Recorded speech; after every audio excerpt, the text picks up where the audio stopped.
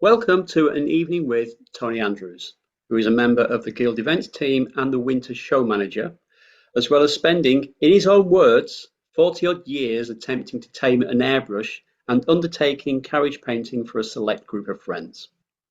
If anyone has any specific requests, please let us know via chat so Tony can cover those too. Welcome, Tony. Thank you for joining us. Over to you. Good evening, all. I hope that's not right. Yep. Tonight, yes, carriage painting. The one, I suppose, best to start with what I'm going to talk about and what I'm not going to talk about. I'm going to come at this from the point of view that everybody has their own method of applying paint to your models. Some may like my late father did. He always painted with brush and actually made a very good job of it until very late on in his life. I use an airbrush, and of course there are various different types. As we go along, I will show you how I do it, but I'm not saying that this is the right way or the wrong way or anything. What we're looking at mostly are the principles of and the main sort of theory behind carriage painting, which actually is very different to, shall we say, painting a locomotive. I suppose the easiest way to start is here, right at the beginning. Carriage painting starts at this point, and here is where you take the lid off, and inside is a kit with all the parts. Actually, you can, if I pull that down, you can see it. All the parts you need to build a carriage. It is at this point that you need to actually start thinking, before you even build anything, how am I going to paint the thing? And I think one of the reasons, the best examples I've got here is one that my father did, and I've now stripped down. Sorry, I'm going to have to adjust this slightly. Can you see? Okay. Southern birdcage break composite.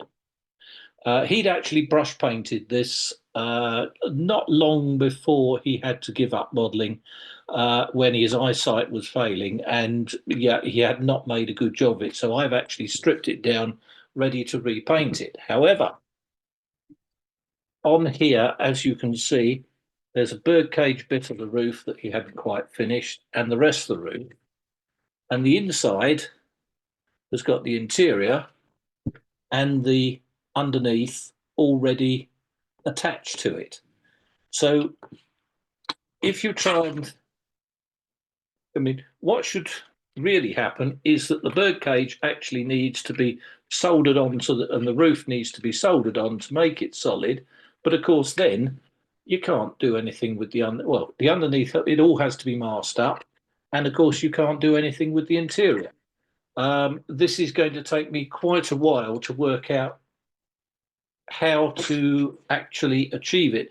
And this is where I'm coming from, is that it's at the point of opening the box, you need to think to yourself, it is where you start thinking, how is it going to be painted?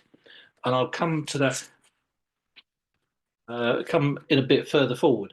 Right, what are we trying to achieve? Right, so we best at least have something here that people can actually see. This one, Ian told me, was when we did a trial run through, it was better to show it without the glaze, the side that doesn't have any glazing in, because it avoids reflections.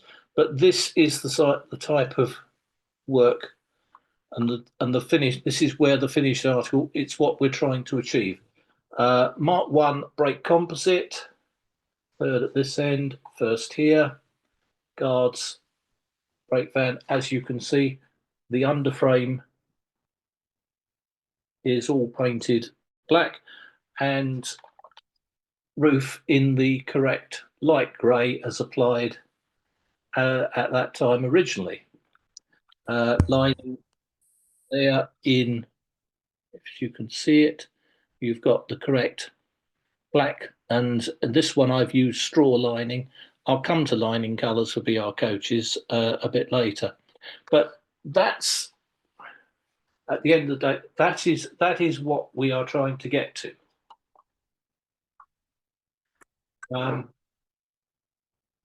So where do we start from? So here is a finished carriage with, now I have the idea of how it is going to be actually painted. It's already had some corridor attachments put on temporarily because it was actually running on a layout to test it. Built from a Mark 1 full brake, built from a Westdale kit with a lot of, as you can see, the brass fittings all down the side, which obviously are the thing that make these punched aluminium sides into something really quite special. This one, as I build all of my Westdale kits, is made with the body and the roof are all complete and made, and the underframe is literally screwed into the bottom of the coach body, held by 2 bolts at this end, but one at this end and one at this end, along with the KD coupler. I use the KD couplers, so much easier to work underneath the corridor connection. You can be coupled and uncoupled in a fraction of a whole train in a fraction of the time it takes somebody to fiddle about with screw couplings underneath the coach. The underframe as well, again, which will go as part of my construction process. I actually solder all this trussing up and then attach the various white metal pieces by using 2-part epoxy. So can everybody, is that okay? And can everybody see that all right? Good, thank you. So the coach comes apart and is painted, or at least I do it in the following order. First goes the roof, which is then masked up, and you'll see how I mask up a bit later on. Then we paint the coach sides. If it's a 2-colour, like the red cream livery you saw there, then it goes on first and then is masked. The yellow cream colour goes on first and is then masked up, and then the red, or the crimson, as we probably should call it, goes on afterwards.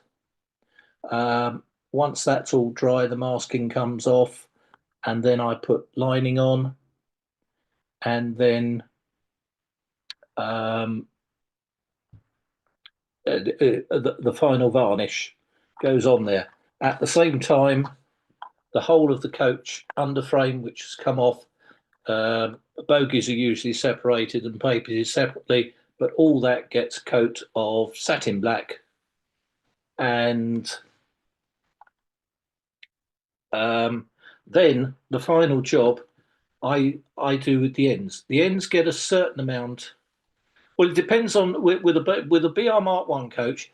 If you're modelling one of these in either red or blue and grey or BR green, after about 1963, in fact, it's easy because you can actually paint the whole end the same body colour as BR did at that time. Otherwise, I tend to allow a certain amount of overspray so that the end is actually coated in some form of colour, and then the ends are actually picked out in satin black by brush, because at the end of the day, most of the time, you rarely see the end of the coach going round, so it doesn't have to be as good as the airbrush finish on the sides. You could mask up an airbrush black over once you've got all the varnish over the transfers and everything, but at the end of the day, you risk more lifting something off once you remove the masking. I mean, putting masking over anything with transfers is always a very risky business. So I tend to brush paint in, and that just is sufficient. And as you can see, for instance, here, oops, on this one, brush painted end, it is still of sufficient quality for it to stand up against an airbrush finish. I don't know which end's better, that one or that one.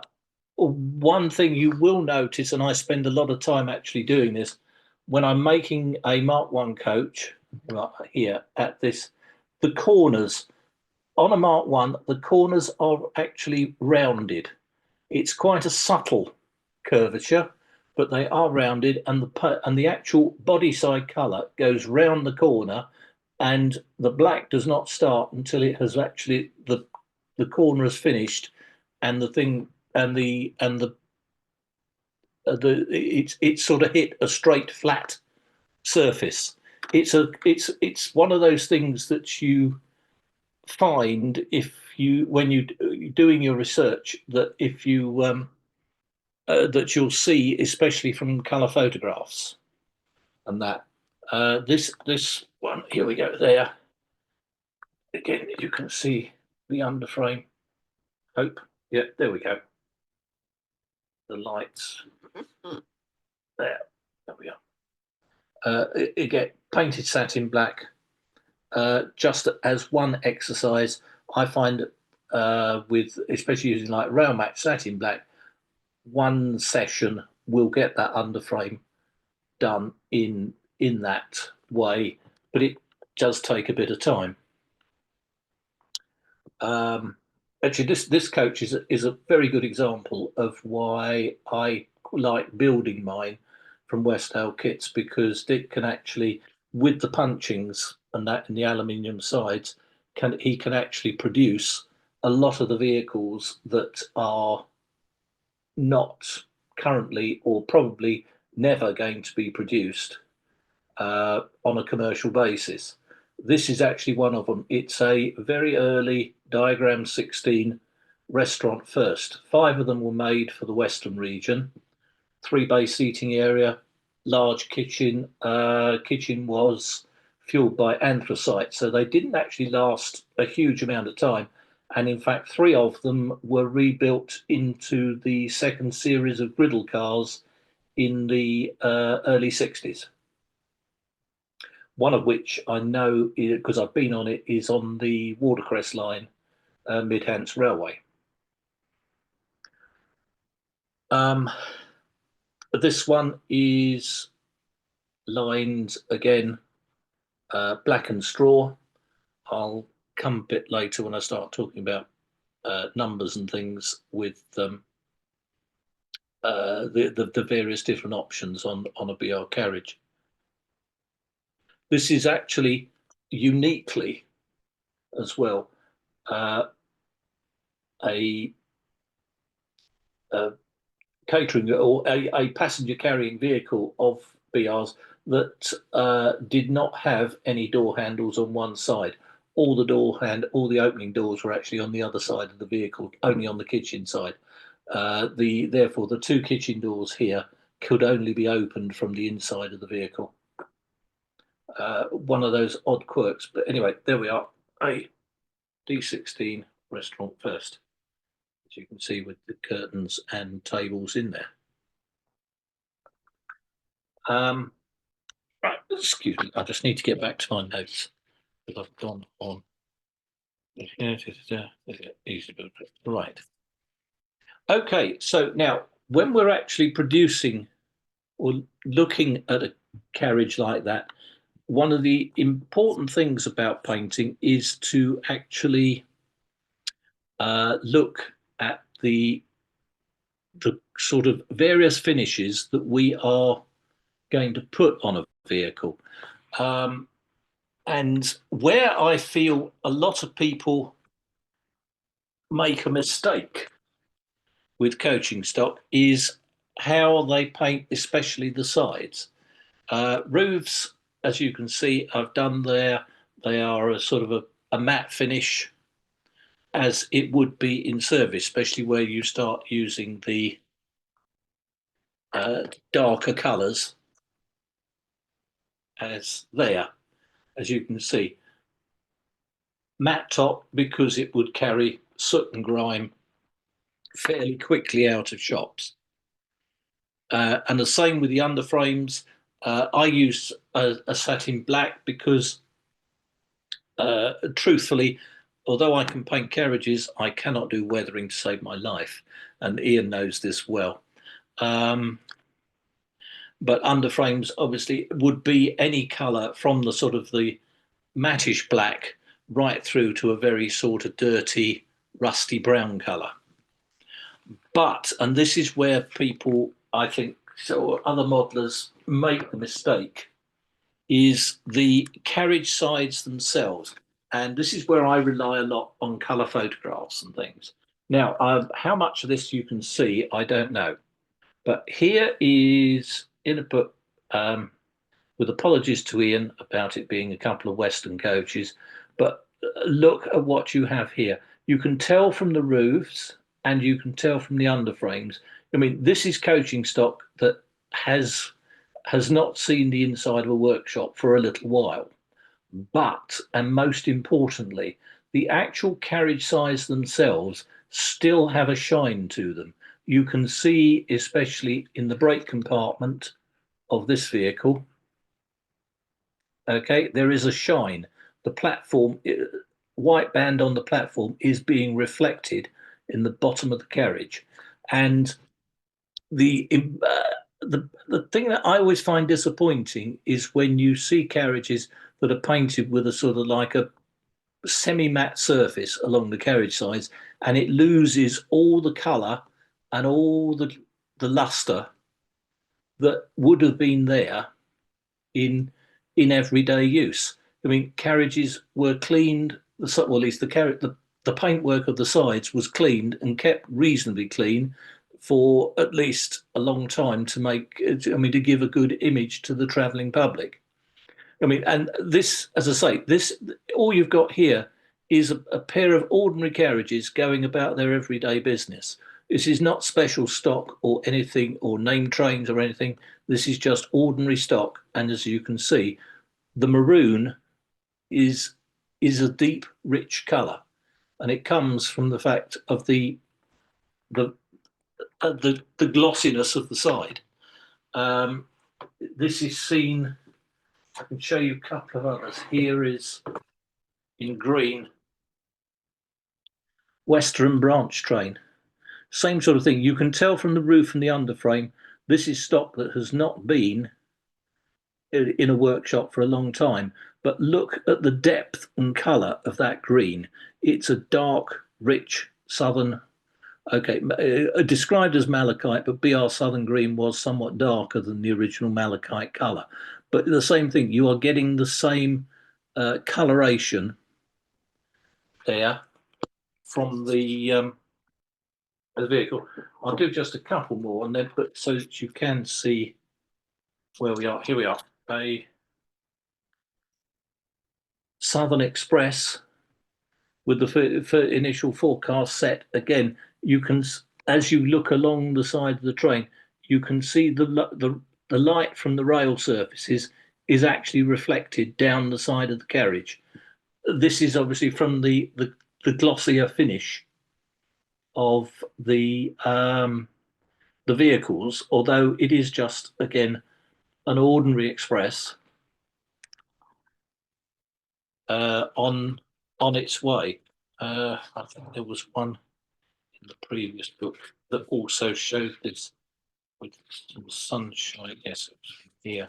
Sorry, here we are. Same sort of thing. Scruffy old schools. Roofs of the carriages all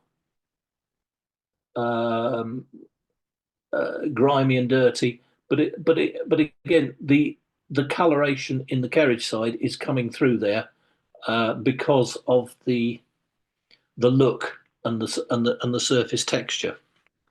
But with all these sort of things, when you're starting to paint and detail a carriage, look your research work.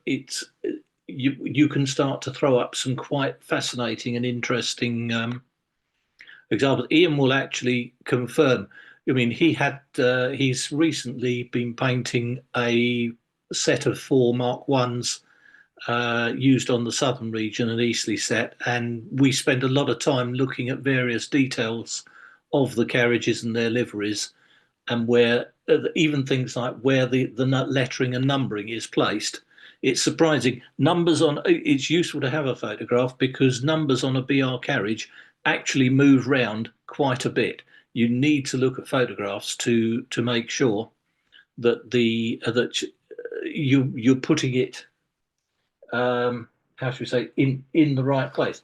One of the points I would make, for instance, here is that very often, I know this might look backwards, the number was carried under the first compartment window, mainly so that when the carriage door opened, it did not cover the carriage number.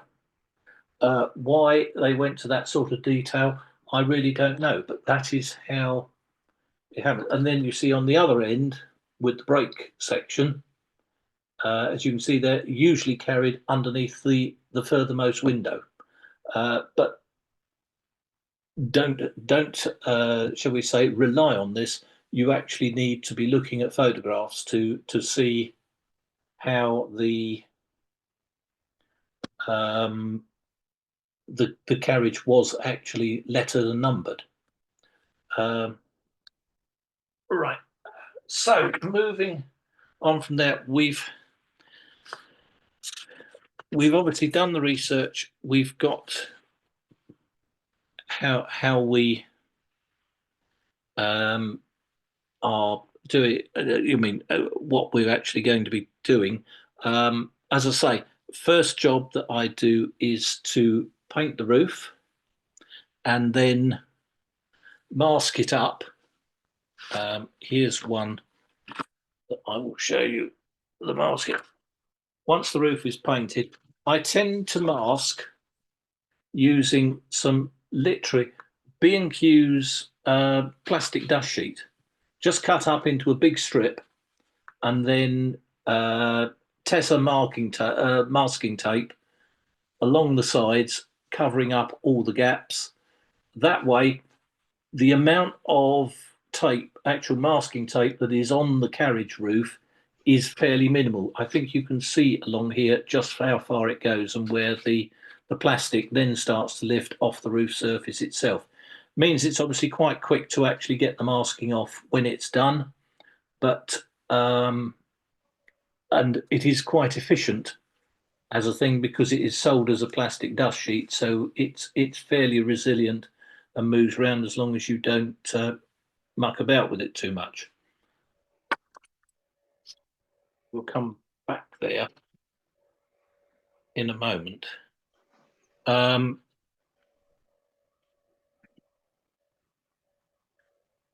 I think the next thing we do is we'll go and I'm going to take you outside to where my airbrush is.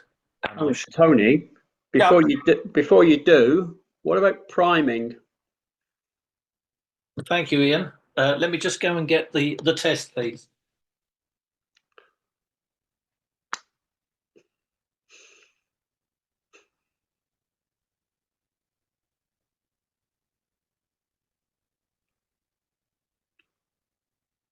Now, here's what I'm going to be, although I've done this for the test piece.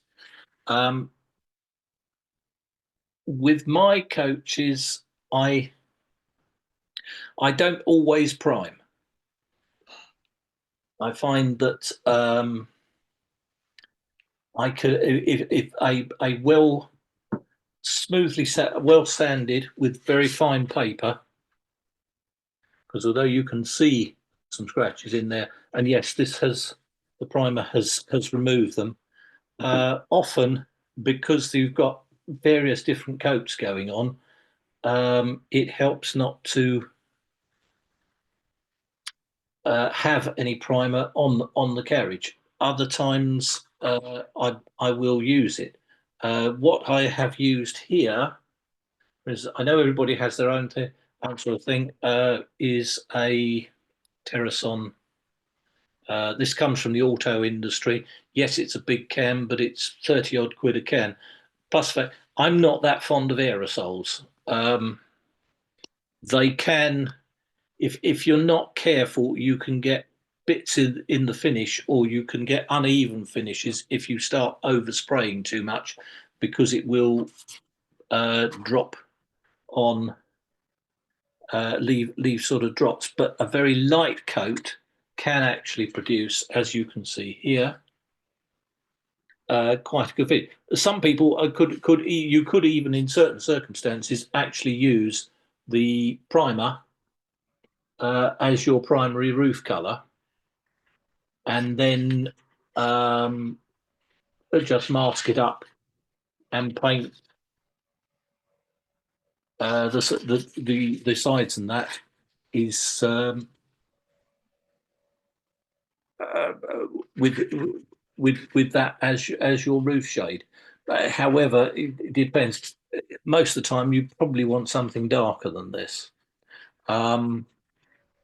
One of the paints I do actually have a lot of trouble with, and I rarely use. Railmatch do produce a paint called Roof Dirt. However, I have found two issues with that. Firstly, it actually has quite a thick matting and sort of material base to it that can make it quite thick and cloying and quite hard to airbrush. The other thing I've found with that is that even if you've got it on as a perfect coat, it has to be varnished, because it is so very subject to actually to rubs and marks, and can rub off details like roof vents and that so very, very easily. What I find is a better substitute for that is the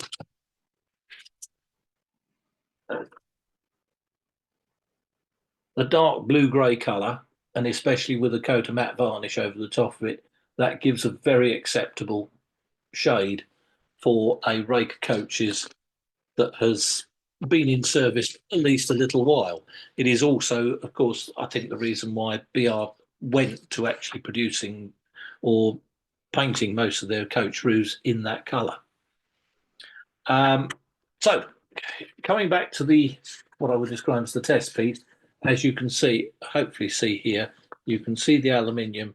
Whilst you can see the lines and the scratch marks in there, I have actually rub that down with fine grade paper, and in fact the paint would probably go on there first off.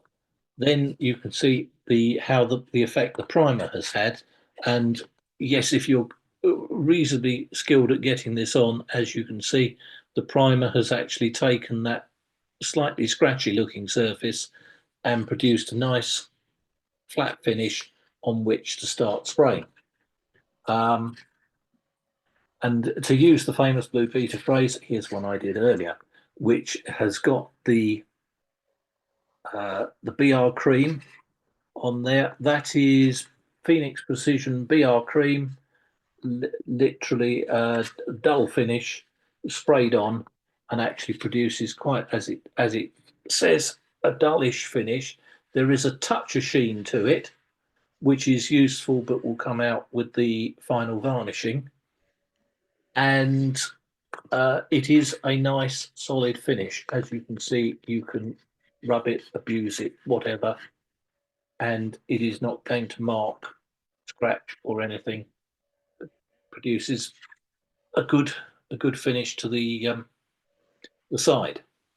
So next job, which is where I'm going to take you outside now and do it, is obviously the masking and getting the next colour on.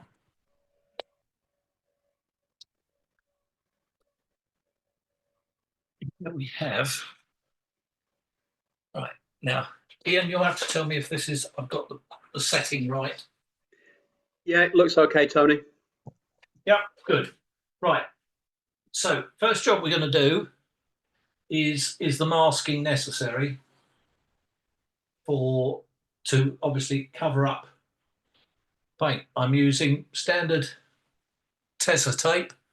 Buy it from Brewers, B&Q, you name it. The yellow one I find works perfectly. And what we will do, put that down over the windows. What I'm using is actually a scrap side here from a BR Mark 1 Pullman, but it's useful just to obviously show the principles of what we're trying to achieve. I hope this is all sounding all right, Ian. To everybody. Can I just ask you a question regarding that tape? Does it actually, is it just about the right width to mask the cream? Actually, for a BR Mark 1 carriage, it is I think this is the 25mm one, is actually absolutely perfect. It will give you just the right amount of cream, top and bottom. That's good to know. Thanks. Of a carriage. I just use it. It depends how it actually goes on, depending on the other features of the carriage. Often I can get away with just putting one strip down the middle, as I have done here. Sorry, that's probably a bit glaring in the light. Or other times I can I will do it. I will put one piece, sort of cut a bit off, put one piece at one height and one piece at another height, just to make sure I'm getting the straight edge that you actually need. Obviously, for this, I've just literally thrown a piece at it and tried to do things. Now, next thing, airbrush. Here we go. I use and have done, and this is the same one that I have used for the aforementioned 40+ years, which is a Pash external mix airbrush. By external mix, we mean we have a separate nozzle and head that literally screws into the airbrush.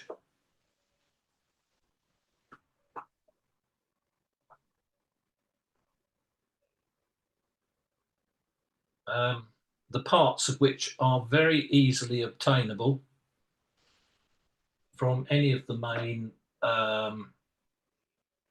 airbrush companies in the country. I personally use airbrushes of Lancing a lot.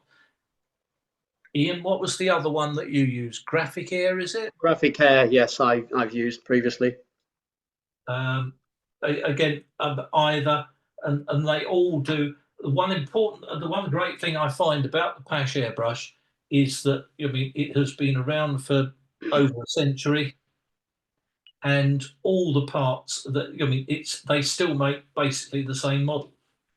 Now, what we do, okay, so we have the head, the nozzle, and that I've done screwed in the bottom.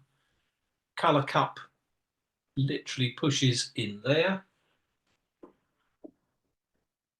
and while I was a little bit late getting to the thing, I was mixing up paint. Now this is actually a gloss crimson that I'm using here. I like it, especially for its ability to put lining on, and of course, being gloss, it's already a nice, solid, rich base on which to put your what's the word I'm looking for? A rich base for the final finishing of the carriage. Let's see, how much do we need? No, help.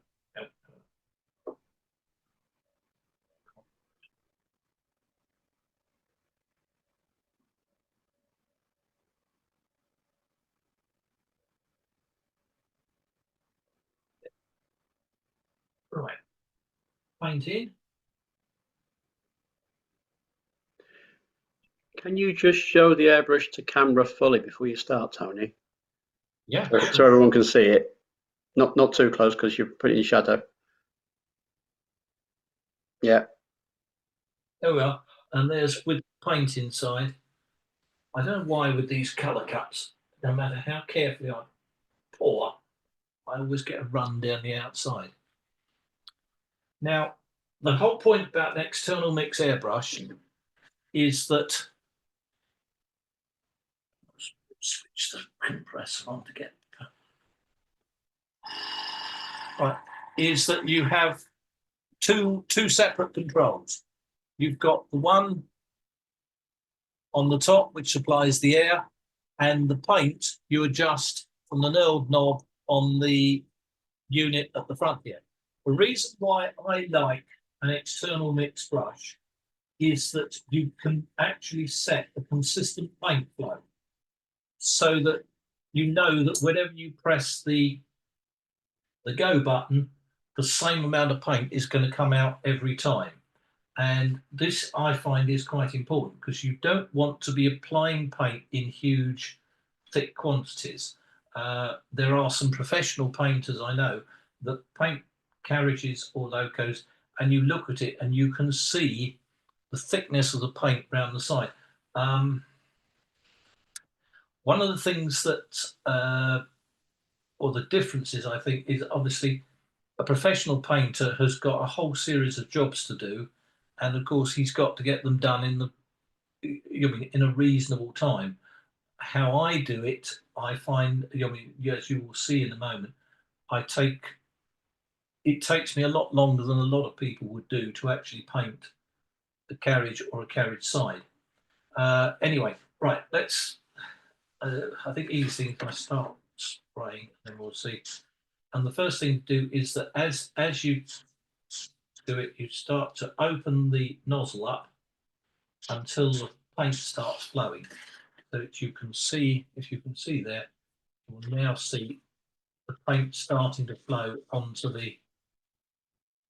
And actually, as you start,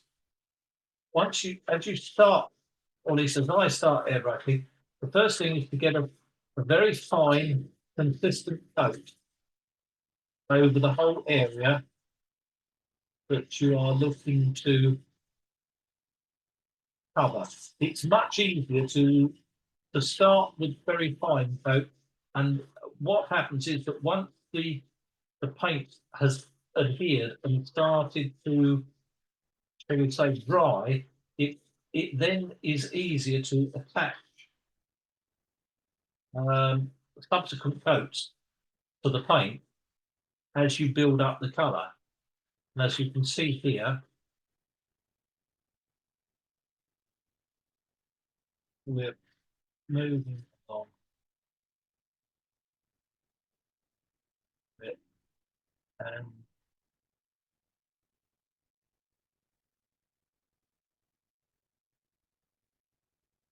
there you can see there's your initial cover, and I suspect you can't really see too well just how it looks spotty. It's just starting to. Is that no? There's too much. It's almost like a soft orange, isn't it? That's gone on because it's going over the yellow. That's right. This is actually that's one of the interesting things that I will come to you there with. When it comes to BR Crimson, the colour variations are almost infinite. It can be almost near a very, or almost like a light maroon as it comes out of the workshop. And I have actually got a colour photo, which I'll show you in a bit later when we go back inside, of a southern region one, where after a few years of sunshine and a salt water attack, the colour has turned almost to blood orange. So you have got quite a variety of colour in the also in the whole spectrum, depending on the age of the vehicle, which allows you obviously, if you haven't quite got the colour right, it probably doesn't matter because it was more than likely that shade at some stage in its life. Now you see, as we're carrying on here, as you can see, we're starting to build the red colour up. One of the interesting things about various people's BR crimson paint is that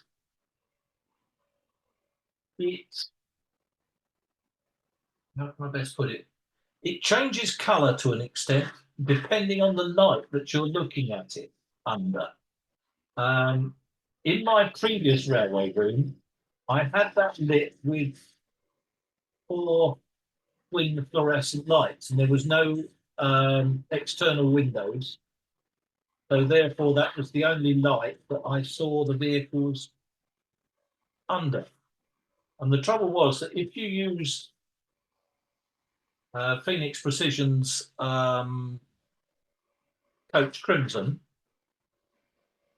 that would actually look like a dirty maroon under that light. Ian will, I think, will probably explain to you. It's like a fluorescent tube gives off basically a greenish sort of colour, doesn't it, Ian?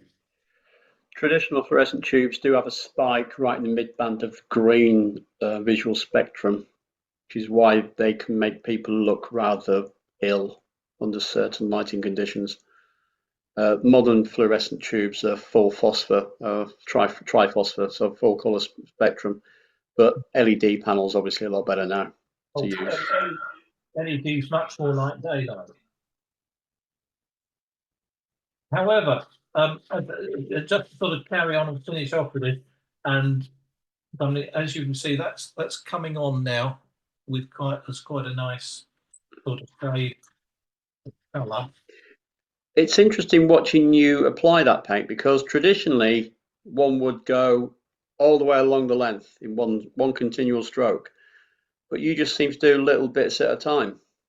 Yeah, it's just how I have sort of grown up using the airbrush.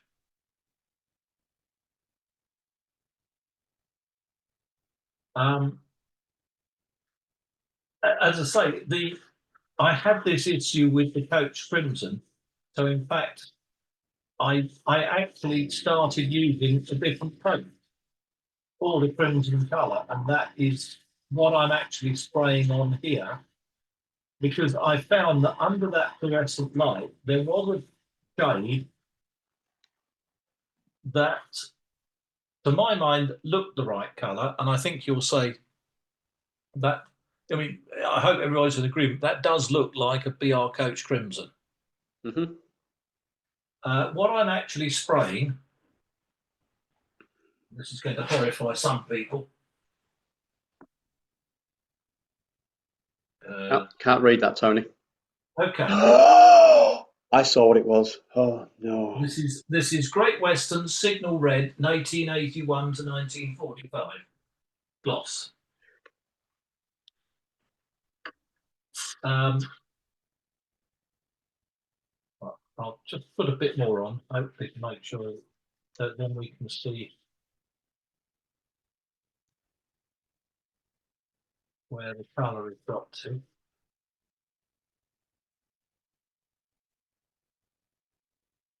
I hope this is not too boring for everybody, but it's at least showing you how this is why, as I say, I take far more time painting coaches probably than a lot of people do, and it's probably more than is perhaps good for me, but it produces the finish that I like.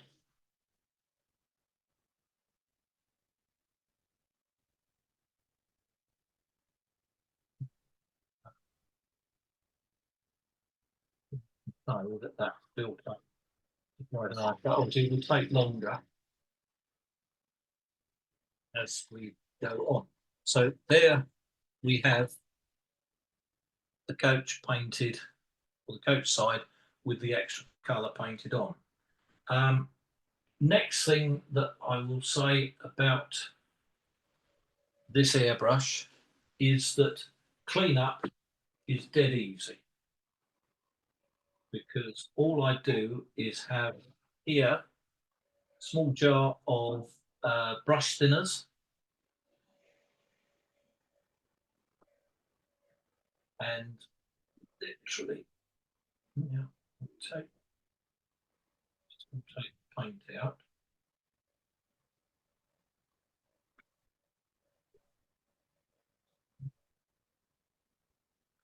Tip the residue back into the pot and use that another time.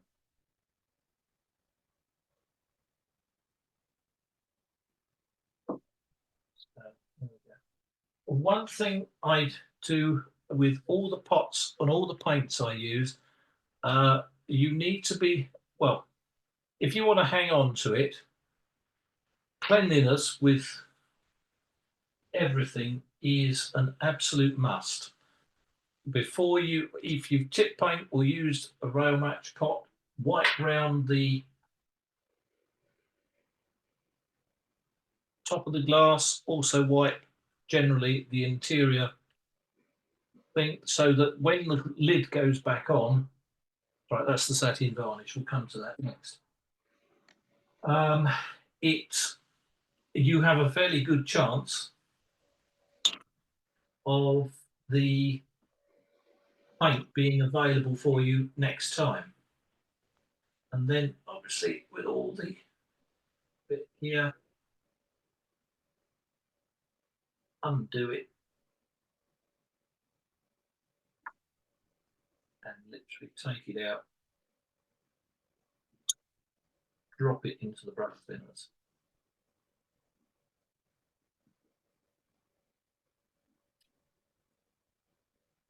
That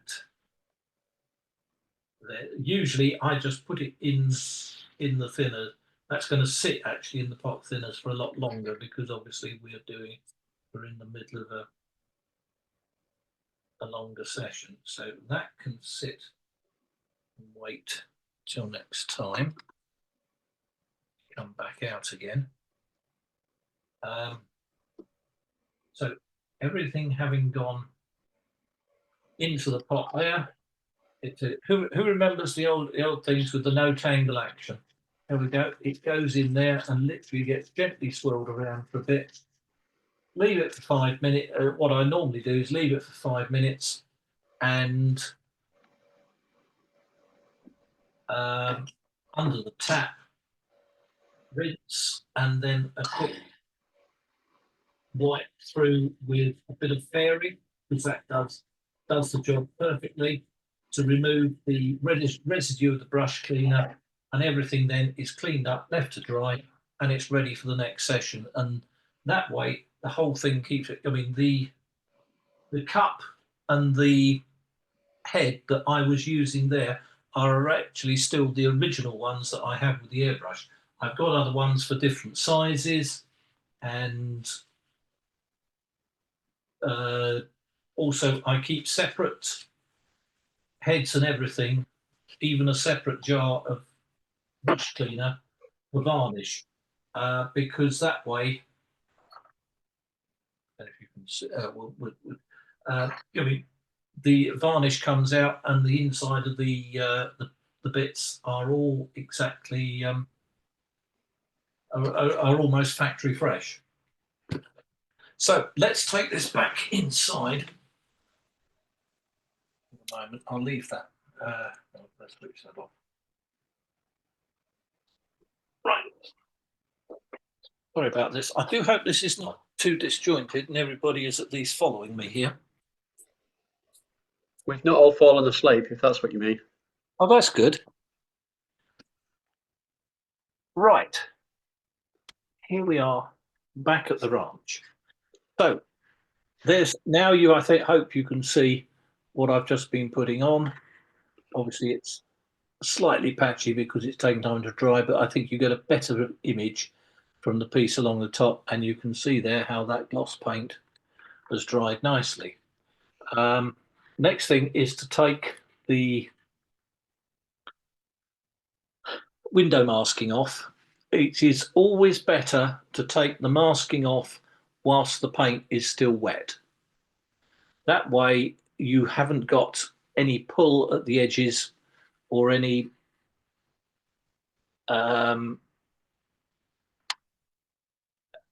sort of flaking towards the edge. And this is actually coming off quite nicely. Although I'm going to have to do something with the wet piece of sticky goo. You'll have to excuse me for just a moment. Stick it on the wall behind you, be fine. Ha ha ha. Actually, I'm going to stick it on the end of the table. That can stay there and just right. Super. So now here we go. It actually looks like I've got a vague feeling that somebody runs some of these Mark I Pullmans actually in these colours. So it looks quite familiar to me. However, now there we go. You can see we have got a nice clear line between the two. This one, luckily, we've had no. Yes, we have. There's a little bit of paint bleed through just at the very end there, as you can see. However, that is not a problem because it gets taken up with the lining goes over the gap between the two. Of course, I've left the excuse me, I'm just going to switch the press.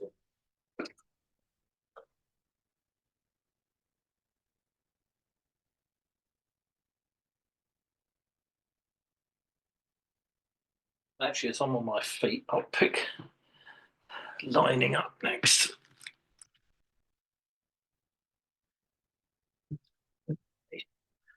So,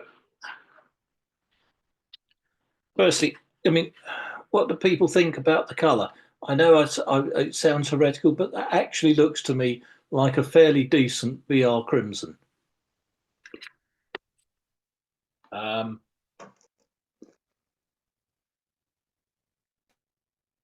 And here from Parkin's book is one you can see, as you can see from the top photograph, it could go nearly blood orange. That was actually on the southeastern.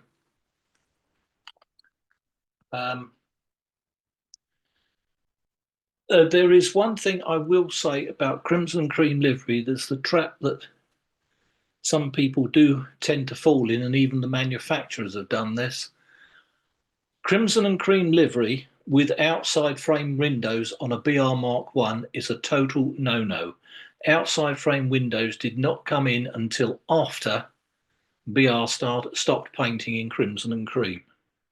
I think the most hideous exponent of this is the fact that the school's carriage that used to stand at the back of in the yard at the NRM was painted crimson and cream, and that actually had outside frame windows on it.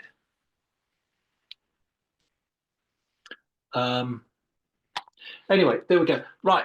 So after we've done this, next job is lining.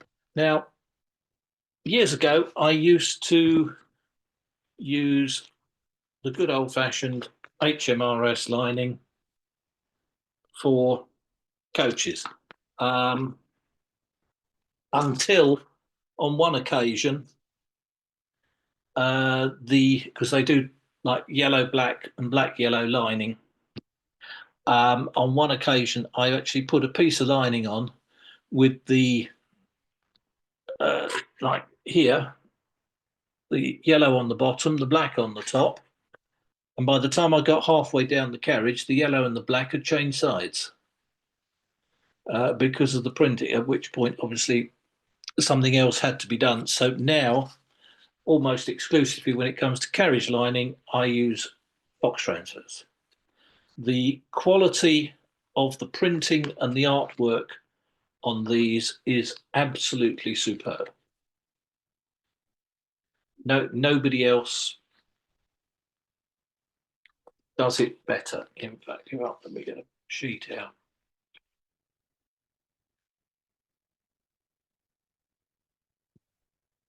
Well, it is, I don't know if you can see the yellow there on the top, probably not, but the yellow line, it is absolutely superb and produces a very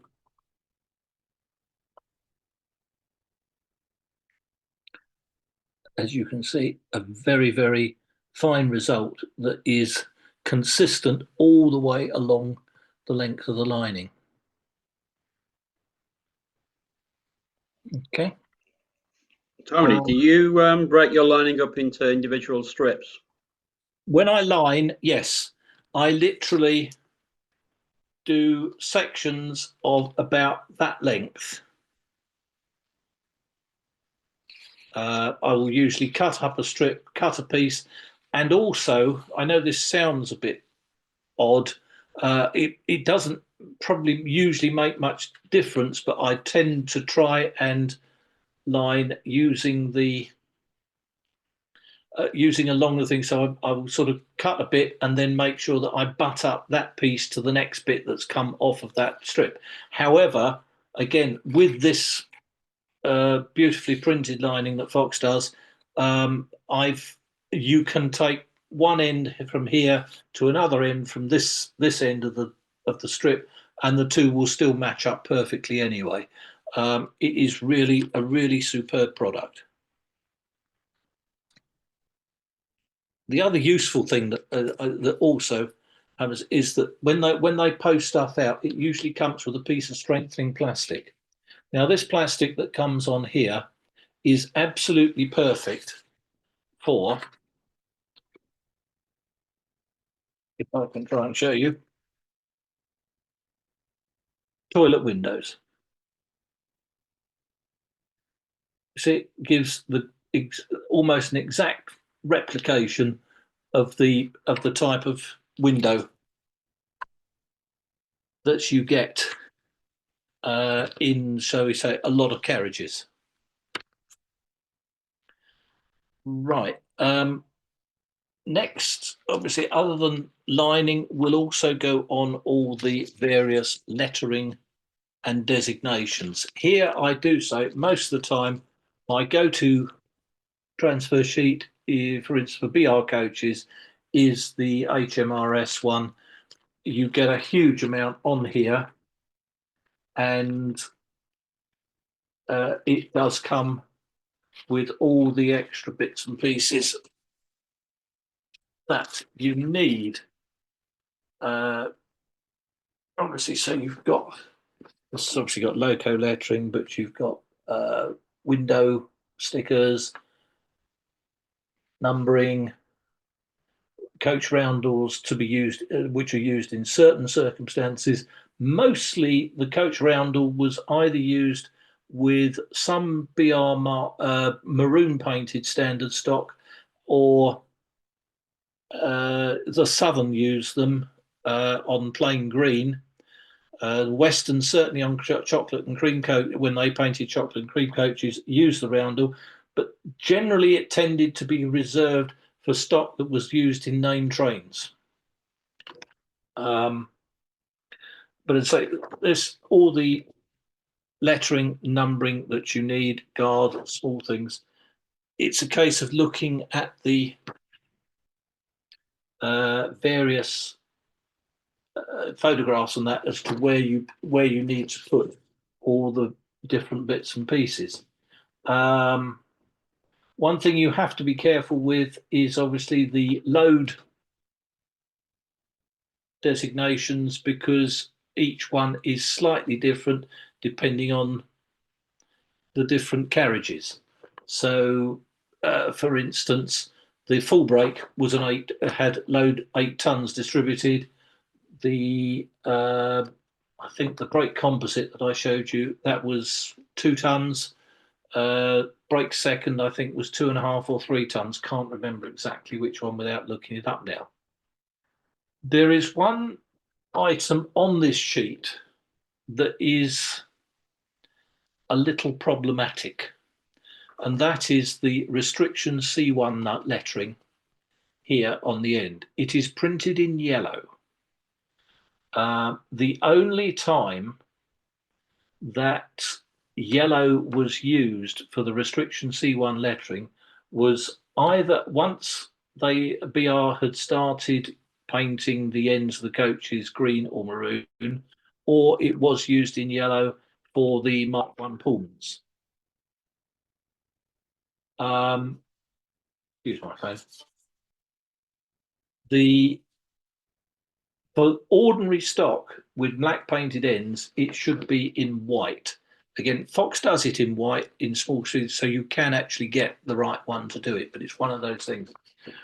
When we're also looking at the lettering and lining on a BR carriage, especially a Mark 1 carriage, HMRS do everything in yellow, which is a fairly standard colour that was used on a lot of, a good majority of the stock.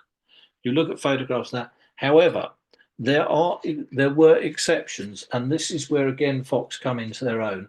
They actually produce the lining and the lettering in a total of 4 different colours. One is obviously the yellow that we've seen here, but also they do it in what they call old gold, which is an orangey sort of colour, which is what most of the maroon stock ended up carrying, certainly in its later days.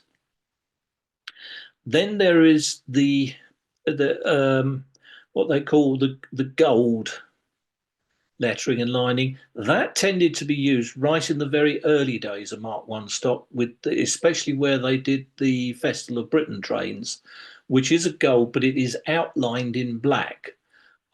Southern again used that colouring when they started painting coaches in plain green, and you can see that especially on some buffet restaurant car markings, and I think as well that the Western might also have used that for some of its markings, which is the gold lined out in back.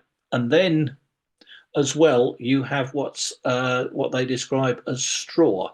Now this one is actually lined in, not in yellow, but in straw, in the straw colour, which is more appropriate, I feel, for crimson and cream, but then started to become yellow later on in the life of the coaches, even under the late crimson and cream days.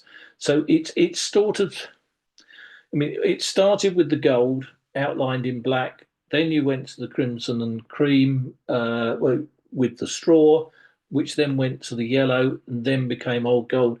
But at the same time, there are variations and potholes for this, and your best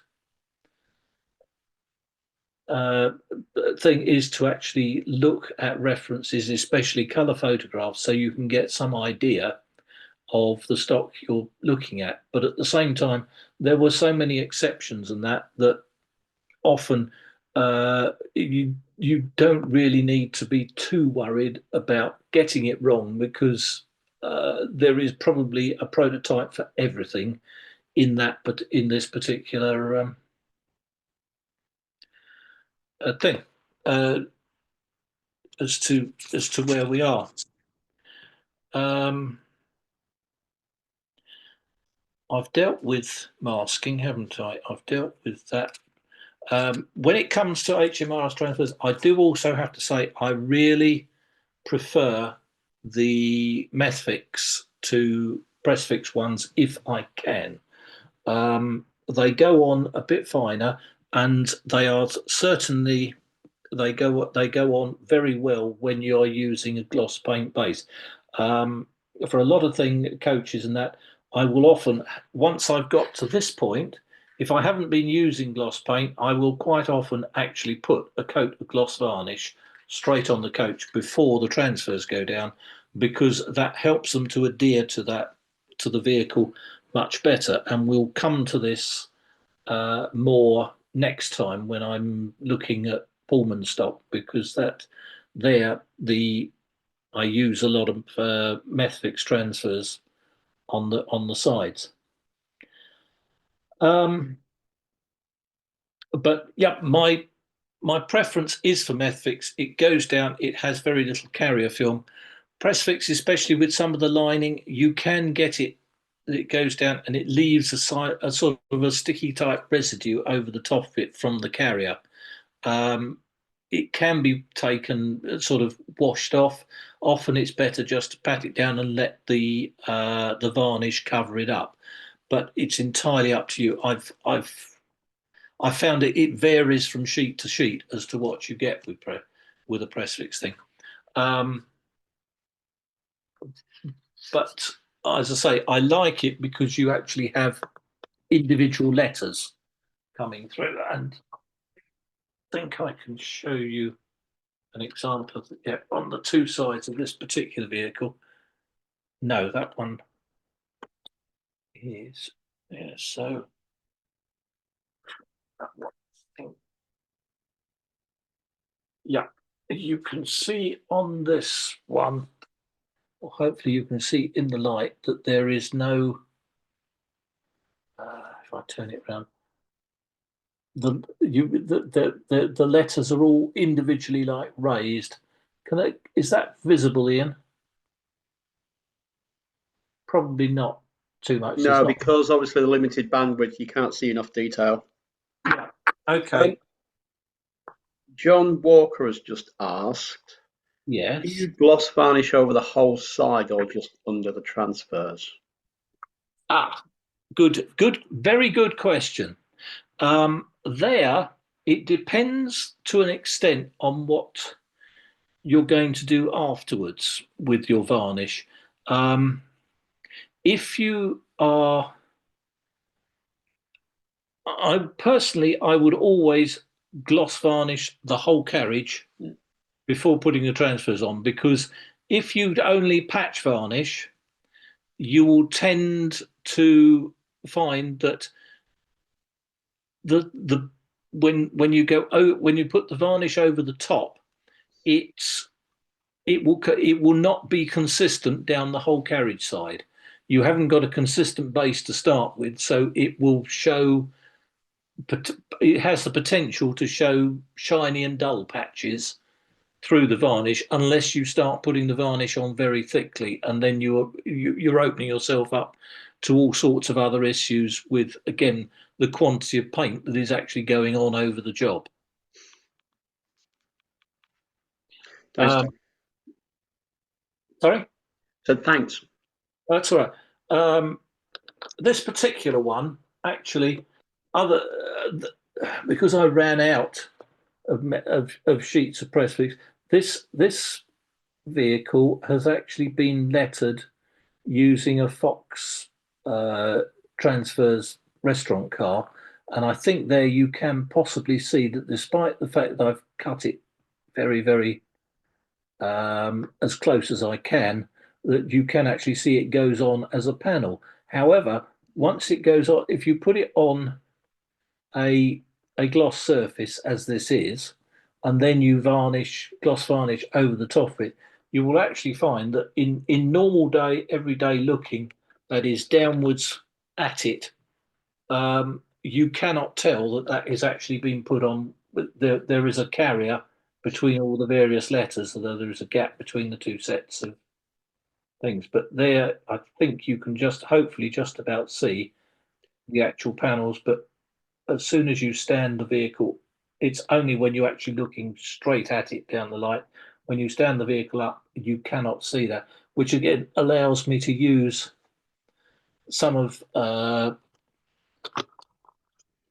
some water slide transfers as opposed to the press. But that's why I do like the Methfix ones, because you don't have that carrier at all. They go straight onto the vehicle. At the same time, I can also say that as well, if you're putting especially Methfix lettering and numbering on freight vehicles, again, it is probably worthwhile when you put the paint, after you put the paint on, give it a coat of gloss varnish, because especially with Methfix, some of those very small letters, you can have the devil's own job trying to actually get them to adhere to a matte surface.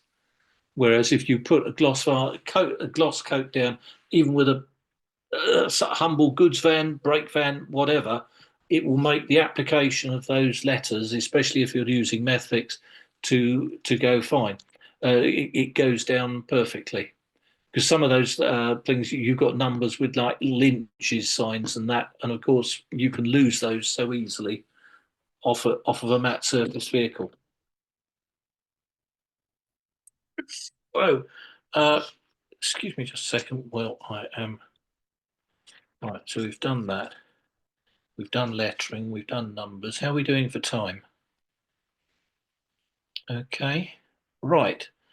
So next thing we're going to do. So you've got your lettering on, and this is one example here. I've got right now. This is a night ferry van. As you can see, using the process gloss varnish, the lettering here, which is some rather obscure water slide transfers, has gone on. And now the next thing we're going to do is to actually bring the vehicle side down to the quality of finish that actually this I'm doing for somebody else, and they want it as a sort of satiny finish.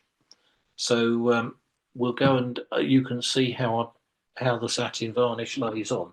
So let's take you back outside again. Back. Oops. Sorry about the backwards and forwards, chaps, but it's the only way I can do it. Right, here we go. I'm back again. Okay, so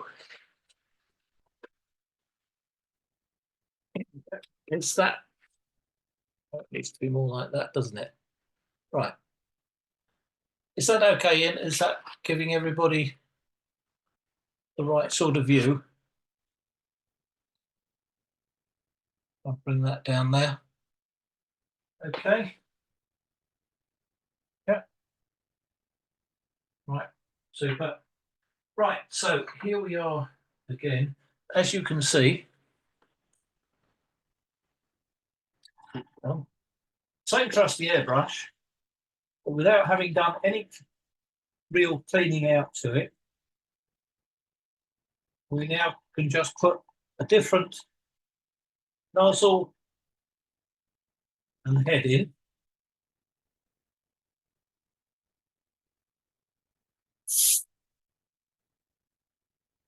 Screw it down. Tweak with the Allen key. Perhaps I'll call that Ian, Allen key Ian. I should always think of it the same after this. Right, and as you can see, I keep a separate cup that is very clean, which is just for spraying varnish. All these heads and cups actually come out quite inexpensive, even from the various sellers. Tony, just while you're getting your varnish ready, can you remind me again what model of airbrush that Pash is? This is a Pash Model H. H. Thank you. All the various parts, as I say, the heads and the colour cups, I mean, they're £10-ish or so.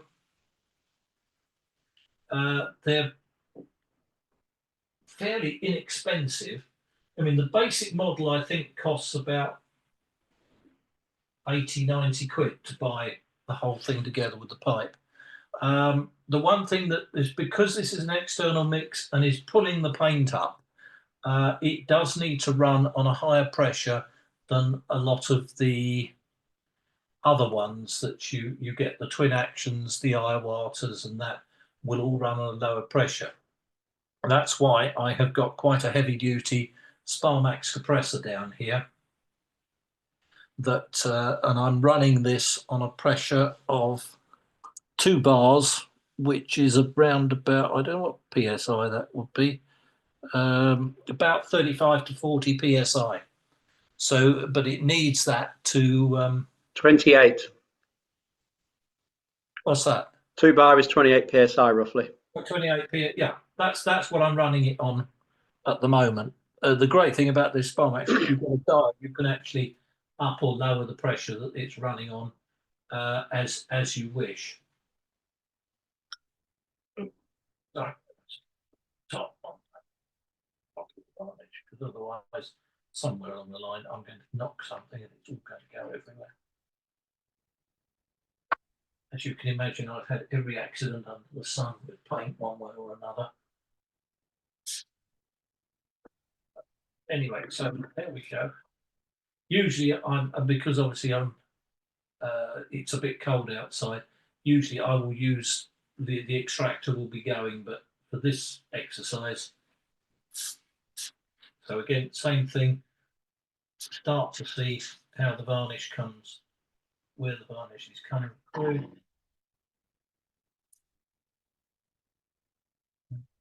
Yeah.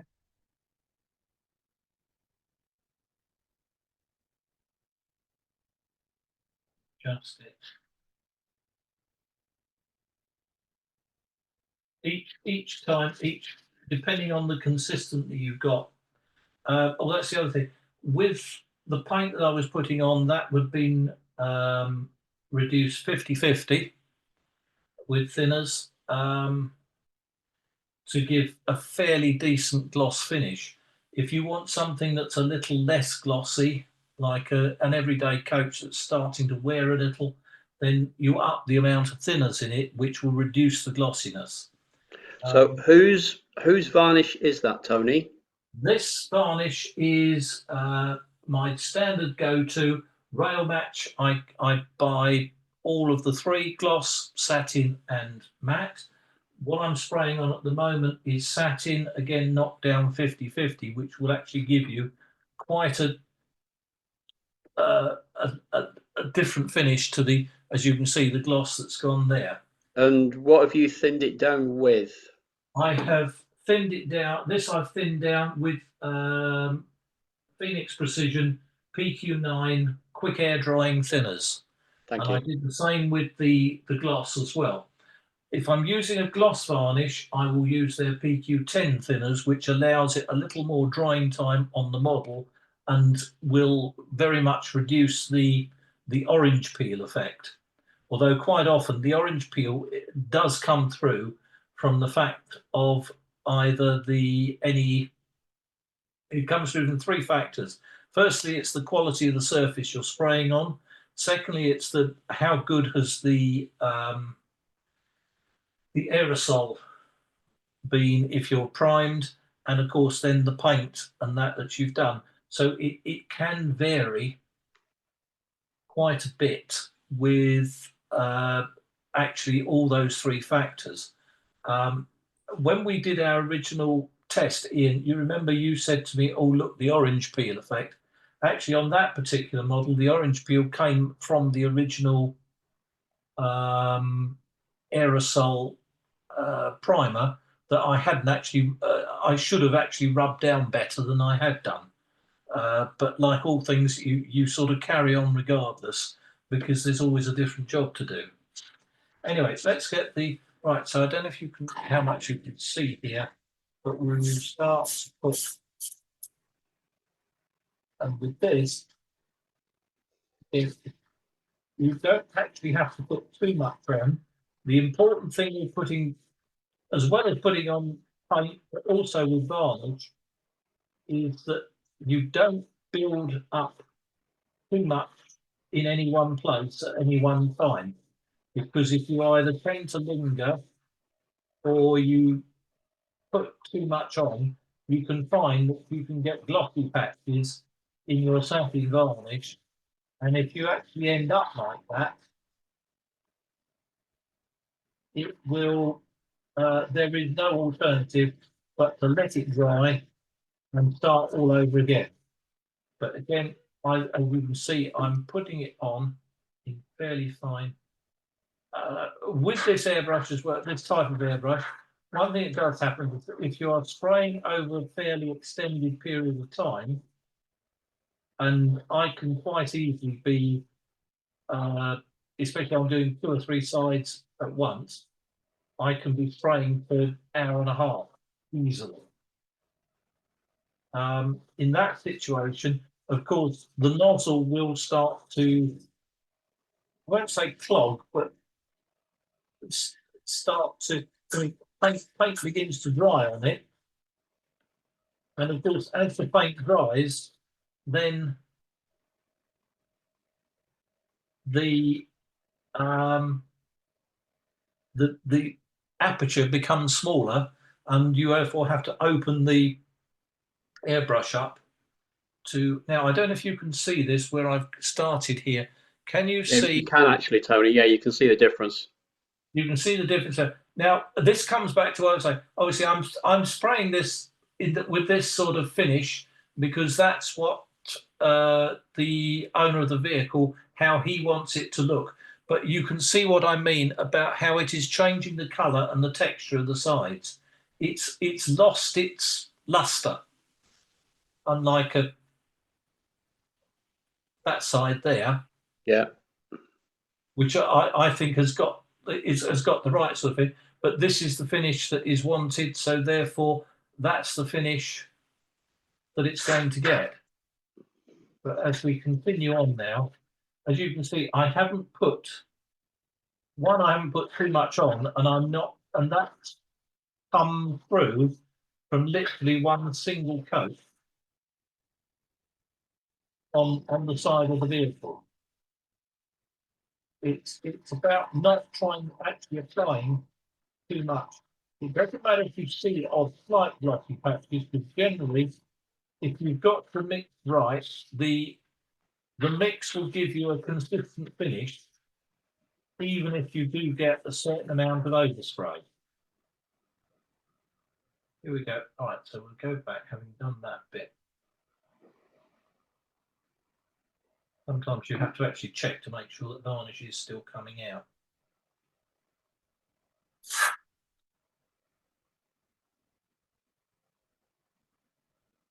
Yeah, okay, just very, very fine coating. The other thing is to make sure that as you spray and do it, you do it from more than one direction. So you get all the windows and the other features covered completely. Things like recessed doors are actually quite an obstacle for this sort of finish. That's where you can inadvertently end up with too much varnish over the vehicle, and as I say, if it's not gloss, you can end up with what I could say I can best describe as glossy patches.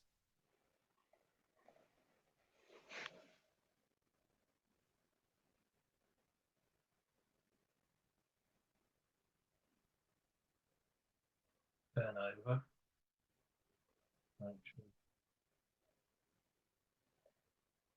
But as this is actually quite easy going on over a gloss with this sort of thing, because of course you can see the where you've actually been very quickly, very easily, until you get to this point where you've got a consistent coat over it. And the other thing is, certainly with varnishing, once you think that you've actually covered everything that is necessary, then that is usually the time to stop. It's very easy to sort of over varnish stuff and either produce a thick sort of claggy finish, or I can say something that's not really quite consistent. The trick of it is a very quick light finish, and then as you can see there, can you see? That's not it. But let's take it inside. So there we are. We've finished with that. Any surplus can go back in the pot for later. Old rail match pots, especially the clear glass ones, are fabulous for key mixing and storing mixed paints. What I tend to do is I measure out a level of paint, and then I literally, using a pipette, here we go, into the tin, just drop the varnish down into the paint, and of course it generally sits on top of where the paint is, so you can tell fairly reasonably. You're not going to be millimeter or milliliter accurate as to whether you've got a 50-50 mix or a 51-49, but you're going to get the reasonable principles. You seem to get an idea. As I say, it's usually a case of either 50-50, 1/3 paint and 2/3 varnish, if 2/3 of thinners, if for certain jobs, and other jobs it's the other way round. And those are generally the sort of consistencies that I use, with very few sort of differences in between. But again, as you can see there, we've got that on there. And this time, as I say, I keep different pot of varnish. Just gone in. Get that down into there. Onto there. The other thing with this is it usually gets a backflow as it opens out.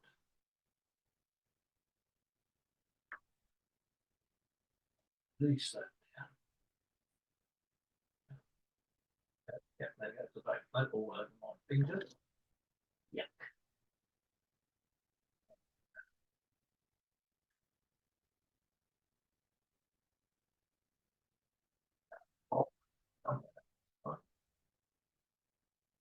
Clean up's always easy because you can just dip your fingers in this.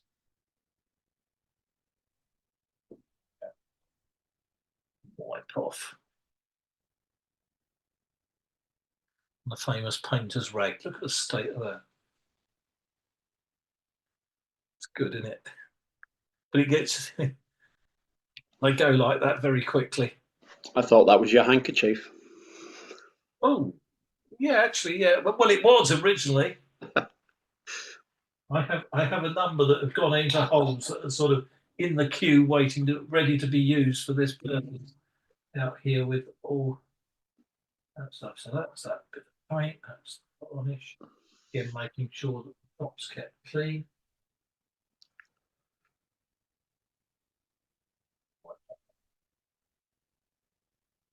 Right.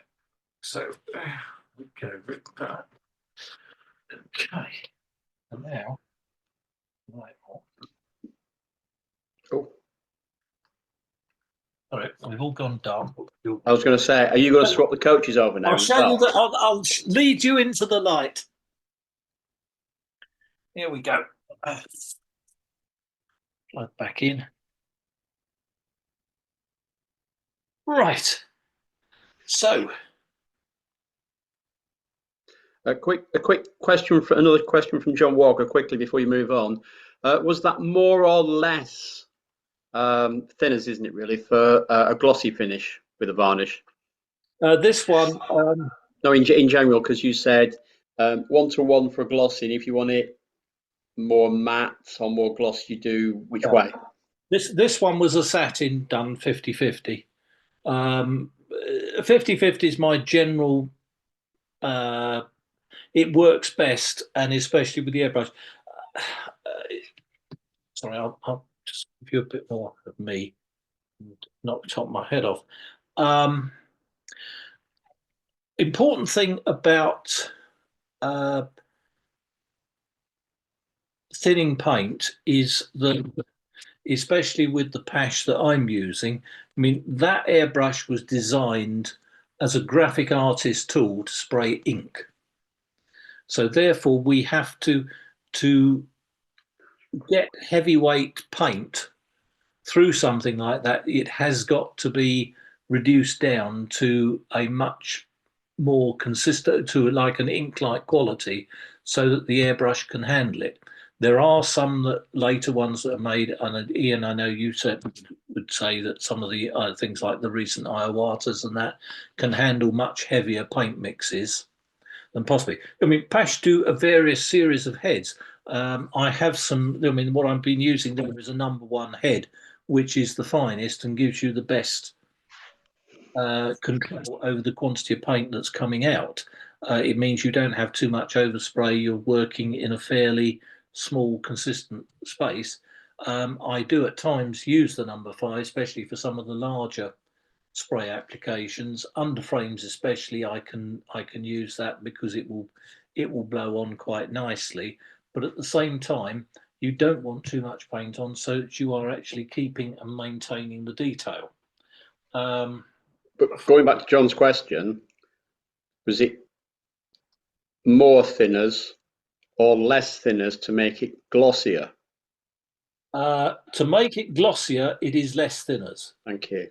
The more, I always think it's better to think of it the other way around. The more thinners that you put into a paint, The flatter it goes. the flatter it goes. I don't know if you can see there with the bogey. Can't really tell with that, Tony. No. Um, Were you trying to show the bogey? No, I'm trying to show the coach bogey and how, even though it's been painted black, you have got all the detail still looks crisp, and that, as I say, that's because of the way that I put the paint on. It takes time to actually paint something like this the way I do it. May not be everybody. As again, it's where I came from. The same right at the beginning. I'm sort of looking at the principles of doing it, how you actually put the paint on for yourselves. I'm not going to say prescriptively how I do it. All I'm really showing is how I do it. And look, here's the result that I get. Okay, so coming back to what we have just done, here is the original. Actually, as you can see there, you can see a mark there. That's actually my fingerprint with a bit of satin varnish on it right in the middle. But that doesn't matter. This is the glossy side. This is how we started. Mm-hmm. Does that, can you? Yeah, you can see that, Tony. You're getting that. And then obviously what we have just done is to produce that feed. Yeah. Now, as you can see, for instance, the transfers that you can see quite clearly where they are, how they've gone on. They're actually a set of not wonderful water slide transfers, but they were the only ones available that produce this particular lettering. But when you come to here, as you can see, they have disappeared and it has just become part of the vehicle body. They no longer look like transfers applied to a surface. It looks like a vehicle that has been around the block a couple of times. You just hold it less acutely to the camera, to the laptop. Like that? Yeah, that's better. Yeah, so we're getting that. So now we get a better impression of it being flatted back. No, that's fine. Yeah. Yep. Thanks, Tony. There we go. That's there. Now, obviously, I can sort of show you that at this point you could take the paint off. As you can see, there's a white roof underneath there. Mm-hmm. However, what I do is that I will leave the roof covering on until I have glazed the vehicle.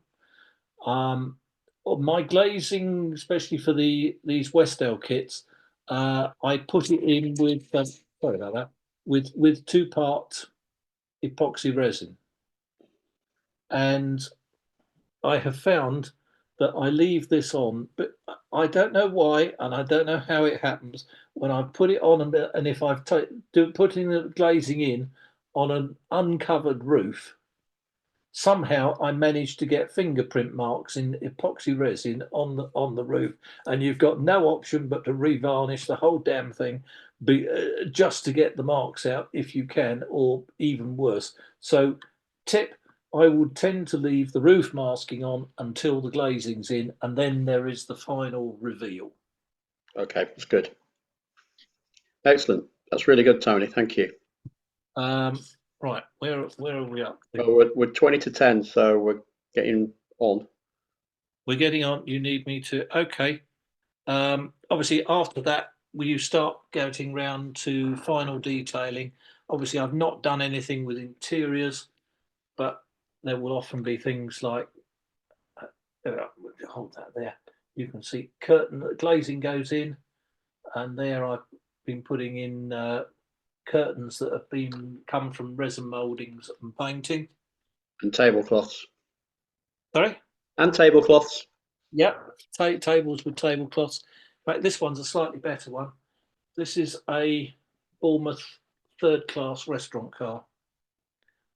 There you've got curtains, tables. There are actually seats in there, but I'm not sure that we're actually going to be able to It's see just that. about, yeah. So the glaze, like I said, you would test the glazing masks Yeah. everything because it reflects. Four, there's 8, 1, 2, 3, 4. There's actually 32 individual seats in there, and again you can see the table lamps, Yeah. which are a bit of a cheat, but they're in fact actually they were lamps that were cast brass lamps for a BR Mark 1 Pullman, but they're actually very, very close to what Bullied used on these coaches. One thing here with the Bournemouth sets, which you can tell they came from because they're skirted, and the other thing is that right the way through their lives, when they were painted green, they actually had green ends to the sets. Why they did green ends to start with, I don't know, but even back into the BR days, they went back to painting them with full green ends.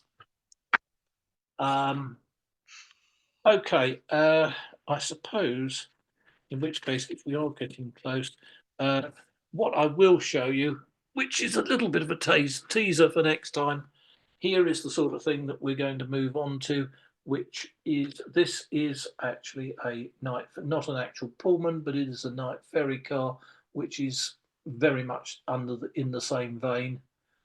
Lots of lining, lots of lettering. We'll spend more time with the lettering and that. There with this one, there's the other side with the corridor windows and the vents that went in there. I think, therefore, at this point, I have just about covered everything I think I was going to, unless, Ian, you think I've missed anything. I don't think so, but I would like to open the floor to any questions from anybody. If anyone would like to unmute and ask Tony a question, then please do. Waits for the rush. Has anybody got any further questions? No, excellent. Right. I shall just then, you stay there looking at the screen, Tony. I'm just going to quickly go through, as we always do this. Hear me? Hello? Can you hear me? Yeah, is that Lisa? Yes, it is. Yeah. Hi, Tony. If I could just ask you, when you're masking, for instance, I couldn't see when you first put the crimson paint on. Were you masking the roof, or did you just let it go over? I just let it go over that because that was just a scrap piece of material that I was using as an exercise piece rather than that. But yes, if so we're saying it would always be good practice to protect anything that shouldn't be that colour. That's right, yes, because then that overspray did go up. Where is it? There we go. As you can see where I did it, you see the overspray goes up there, so you would need to have marked off to actually give that sort of. Yeah, because we can assume that if you were going to paint the roof in this instance in a darker colour, you could reasonably easily lose the sort of crimson, but if it was a pale roof, you would have your work cut out. No, that's right. So as I showed you earlier with this one, there's the roof all masked up, and that masking will so stay you on. So you managed to get the tape to stick on the roof to the very edges where it curls round. Right up to the line that you want. Yes, and in fact, on these edges, this is made up from lots and lots of little pieces, all individually put on until it actually covers. I don't know if you can actually see there. Can you see? I can see, yes. You see, Yes. I've So used you've lots of got little that. bits. Main strips down the sides, they're fairly easy, and you can obviously try and do it in one piece so that you get a consistent single line all the way down. But where you start trying to when you start putting it over ends like this, which have got complex curves and whatever on them, sorry, I'll try and show you Yeah, there. I can see. Yes. Yes. It's then down to just sticking piece after little piece after little piece on there until you've covered everything that you need.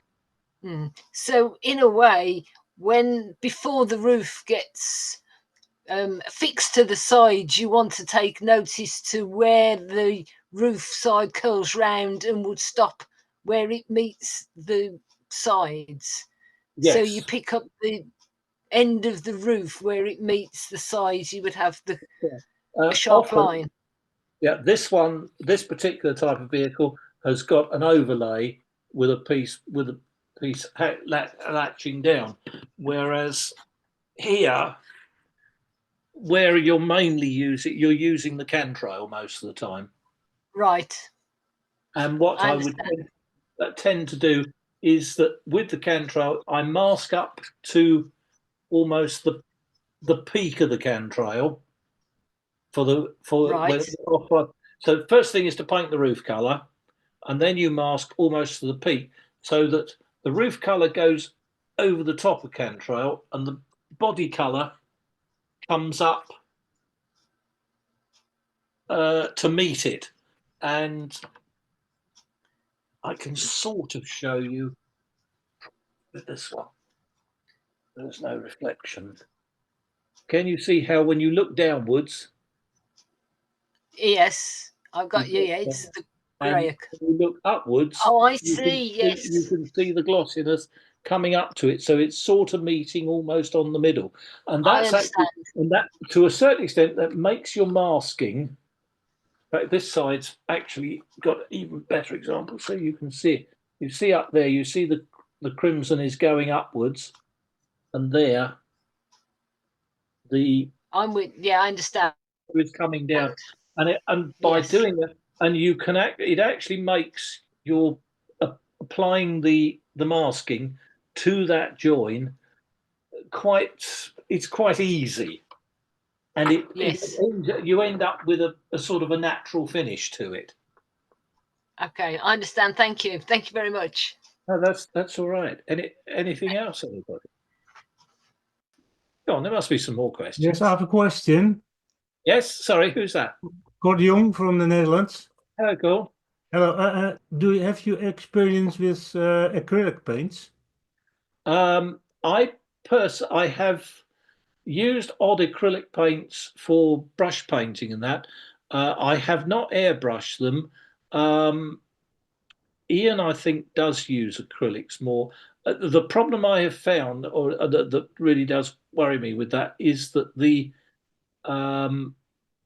possibly tend to dry a bit quickly. All the work I do, I'm afraid, yes, is all based around enamels and that type of oil-based paint. It's what I've used all the way through my modelling life, so it's what I'm used to. Plus the fact that enamel paint does, if it's kept properly, does last. I mean, I have tins of Humbrol paint that were made in the 60s and they've never been opened, and yet you got to listen, and they're still liquid and perfectly ready to be used. Okay. Yes. Yes, but because in the Netherlands we can buy the rail match paints and the precision paints. We can buy them here, and from the UK they don't send them to our country, so it's very difficult to find the original Great Western colors or something here in our country. Oh right, We have to match acrylic paints or other paints to make. Of the two paint ranges, I would say that I find Phoenix Precision slightly harder. You have to be a little more careful with application of it, but when it does go on, it goes on well and does actually have a more durable finish than you can get with rail match. Can rub certain amounts at times, whereas the Phoenix Precision is a much more solid paint when it goes on. Okay. Just going back to the acrylics core, I really like using acrylics for weathering. And touching on Tony's point about how quickly acrylics can dry, you can get a retarder or a flow improver that actually slows down the drying process, so it makes it easier to airbrush. Okay, thank you. Here's one from Peter Callan. If anyone uses Halford spray cans of primer paints, have they noticed a deterioration in the quality recently, poor coverage and lack of adhesion? Well, I can definitely say that Halfords have actually changed their manufacturer, and there has been quite a lot of comments, not just in railway modelling circles, people who've used their primers, but also in the automotive industry, and people doing repairs and touch-ups to their own cars that have said how Halfords paint is now worse than it used to be. So that is a good point, Peter. If anybody does go to Halfords to buy primers, UPOL 8 etch primer is really good. It's not Halford's own range. You pay slightly more for it, but it's a much better primer. Next month, Alan Rhodes is going to do an evening with all about timetables.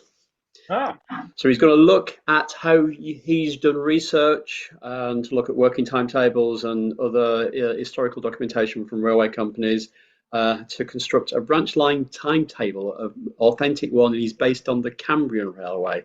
So that's the 26th of April, and that will be available to start booking as of midnight tonight, 8 o'clock as usual. The rest of the evening with sessions for 2025 are as follows. In May, John Neeshaw is going to do another session on JMRI, and he's put a post on the Guild Forum asking if anybody's got anything specific they would like to know about JMRI. He's not going to do Decoder Pro. He's specifically looking at how JMRI can be used for controlling your layout or operating your layout or doing the myriad things that JMRI is capable of doing. June, Nick Dunhill is going to continue with the locomotive build, and he's going to look at backplates. In July, Chris Warner is joining us to discuss modern image modeling, specifically looking at how to use ready-to-run items and scenic items from various suppliers to populate your modern image layout, if you so wish. August, John Jones, who's a Templot user and quite involved with the open source side of Templot, which is coming on later this year. He's going to do a session on Templot plug track and chair on timber printing, which basically you export a file from Templot straight to a printer and it prints your sleepers with the chairs already in place. September, we're going to be joining Paul Scott and a visit to his fairly well-known College Junction layout, which he's been building for a few years. It's a very nice, fine-scale layout based on the West Coast Main Line. I think late 50s, early 60s is his era. October, some guy called Tony Andrews, Carriage Painting Part 2, where he'll continue off from what he's done this evening with the night ferry stock and hopefully some Pullmans as well, as he mentioned when he was talking about lining. And then finally, the end of year in November, Nigel Payne is joining us from Slovakia, and he's going to be going through designing and building a Northeastern Railway rail-mounted gun. For any non-members who are with us this evening, or any non-members that are watching this on YouTube when it's available, join the Guild. You can benefit in an awful number of ways. For example, somebody's paid £3 to join tonight, to join the session. If you join for 10 sessions during the year, that's £30. You can join the Guild for the same amount and get access to the Guild Forum or Gazettes, Guild News, the Evening With, the virtual show, the modelling evenings that we do on every second week. And now, of course, we have digital membership, which is £5 lower, so £25 if you want to be a digital member. Anybody in overseas, rest of the world, £35 membership, or if you want to go digital as well, £25, so it saves you £10 on your membership. Whenever you decide to join, you get 12 months from the date of joining, but also take advantage of the 1-month trial membership, which is available via the Guild website. Don't forget, full members also get reduced entry to our 4 shows a year, and that can almost cover. Yeah, coming on to that, Tony. Oh, sorry. Keep stum. If you go to the Guild website, click on About Us, indicated by the red arrow. You then get a drop-down box, Join Online. Click on there.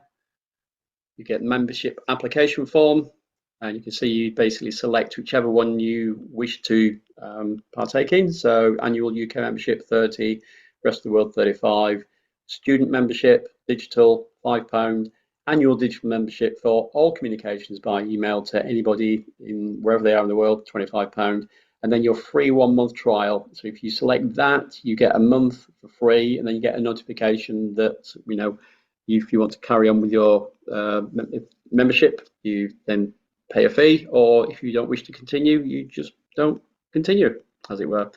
But we hope you will. Don't forget also our social media platforms. So we, at the top right of the Guild website, we've got that icon, which I can't remember what it is. The speech bubbles, Ian.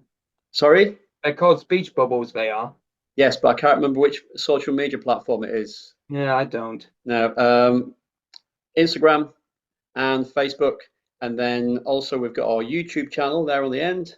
And if you click on that, it takes us to our homepage, currently showing 579 videos available for you to watch at your leisure. There's more than that now. I think there's about 584 or 585. Please feel free to subscribe. It doesn't cost anything. And finally, our next upcoming show is the Summer Show, Kempton Park, Saturday, 31st of May, 9:30 till 4 p.m. £12 members, £12 members partners. General admission ticket, £17. So if you're a Guild member, you save £5 on your entry.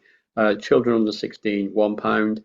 And going ahead to the rest of the year, Guild XR 2-day extravaganza at Bingley Hall, Stafford Showground, 6th and 7th of September. And then rounding off the year with the Winter Show at Wigan on Saturday, the 6th of December. So all it takes from me now is to thank Tony for this evening for an interesting session on painting your carriages. I hope everyone has learned something and enjoyed it and got something from it. And we appreciate you being involved with our evening whist sessions. So thank you very much, everybody, and good night.